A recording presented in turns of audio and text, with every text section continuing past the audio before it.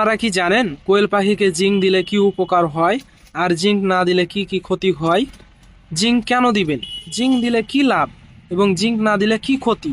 তো আজকে আমি এমনই একটি বিষয় নিয়ে আপনাদের সামনে হাজির হয়েছি। আপনাদের সামনে আজকে জিঙ্কের সকল বিষয়গুলো তুলে ধরবো।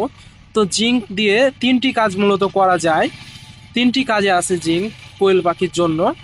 তো আজকে আমি সেই বিষয়টা আপনাদের সামনে ক্লিয়ার করে দিব যে জিঙ্ক কেন দেবেন।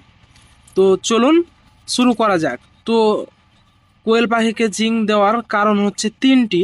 তো তিনটি কারণের মধ্যে প্রথম দুইটি হচ্ছে খুবই গুরুত্বপূর্ণ এবং 3 নাম্বারটা হচ্ছে আরও বেশি গুরুত্বপূর্ণ। তো প্রথম কারণটা হচ্ছে জিঙ্ক দেওয়ার হচ্ছে কোয়েল পাখির পিঠে আপনারা দেখবেন যে লোম যেটা আছে সেটা ঝরে পড়ে। তো এই ঝরে পড়াটার কারণ কি?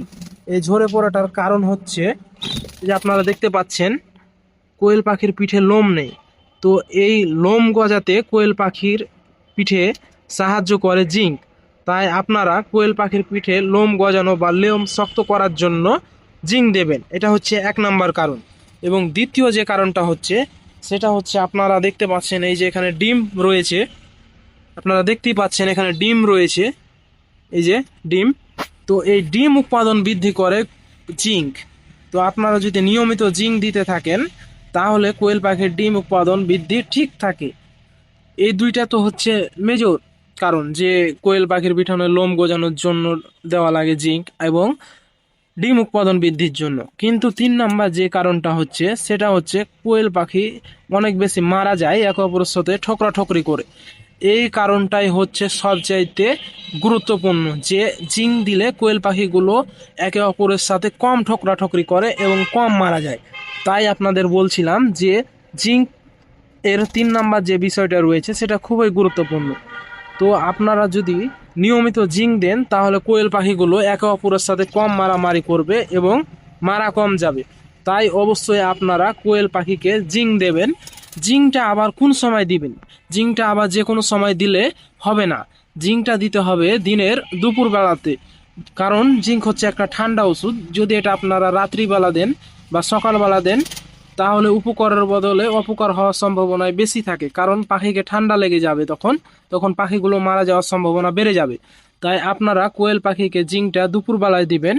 এবং আপনারা যখন দেখবেন কোয়েল পাখিগুলো খুব বেশি একে অপরের সাথে ঠকরাঠকরি করছে এবং মারা যাচ্ছে, তখন জিঙ্কটা দিবেন দুপুরবেলা, সপ্তাহে 3 দিন, 2 সপ্তাহ দেবেন। তাহলে দেখবেন পাখিগুলোর মরে যাওয়ার হ্রাস পাবে।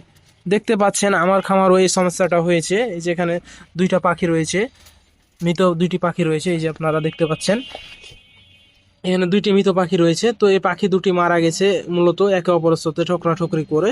আর এখানে খাঁচায় দেখতে পাচ্ছেন অনেকগুলো পাখি রয়েছে, এই পাখিগুলোকেও রাখা হয়েছে যাতে তারা একে অপরের সাথে ঠোকরাঠোকরি করে আহত হওয়ার কারণে। তাই তো আপনারা বুঝতে পারলেন যে কোয়েল পাখিকে জিঙ্ক দেওয়ার কারণটা কি আসলে। তো কোয়েল পাখিকে জিঙ্ক দেওয়ার কারণ হচ্ছে 3টি। 1 নাম্বার হচ্ছে কোয়েল পাখির পিঠে লোম গজাতে সাহায্য করে এবং কোয়েল পাখির পলক শক্ত করে। এবং 2 নাম্বার কারণ হচ্ছে ডিম উৎপাদন বৃদ্ধি করে। এবং 3 নাম্বার কারণ যেটা হচ্ছে তারা একে অপরের সাথে ঠোকরাঠোকরি করে যে মারা যাওয়াটা যায়, সে মারা যাওয়াটা রোধ করে।